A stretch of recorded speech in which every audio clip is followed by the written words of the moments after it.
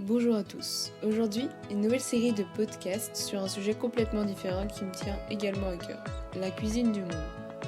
En ces temps de Covid et de confinement, qui ne rêve pas de partir en voyage, loin, dans un pays pour y découvrir sa culture et s'évader de la routine et du travail.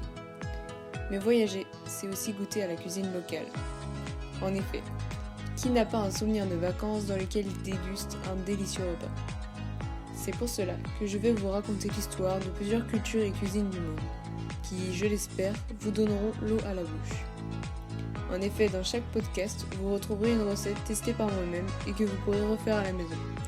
Elle sera accompagnée d'un QR code qui vous redirige vers une vidéo pour mieux comprendre la recette ou en réaliser une autre. C'est parti! La cuisine indienne est un art raffiné, très ancien et extrêmement riche. Cette richesse est incarnée d'une part par ses ingrédients et d'autre part par la religion et l'histoire.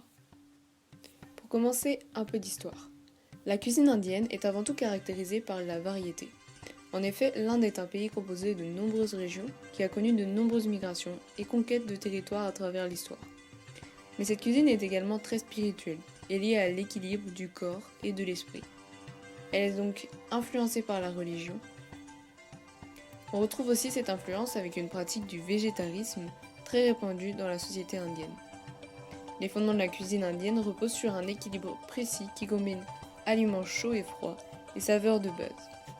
Sucré, salé, acide, piquant, amer et astringent. Car contrairement à la culture occidentale où il n'y a que 5 saveurs, la cuisine indienne, elle, en compte 6 différentes. Deuxièmement, comme dit précédemment, les ingrédients sont variés et viennent de différentes contrées. Mais c'est en premier lieu par les senteurs que s'établit le premier contact avec la cuisine indienne. Les épices et tous ces ingrédients rendent cette cuisine très goûteuse. Les épices subliment chaque plat. Piment rouge, poivre, gingembre, cumin, cardamome, muscade, curcuma, safran, coriandre, etc. Mais les épices sont aussi utilisées pour leurs bienfaits, car l'alimentation est la base pour une bonne santé.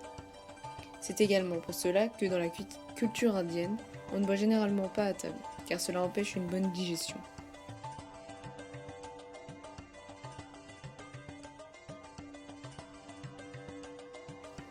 Mais la cuisine indienne est également réputée pour son coût qui reste très bas.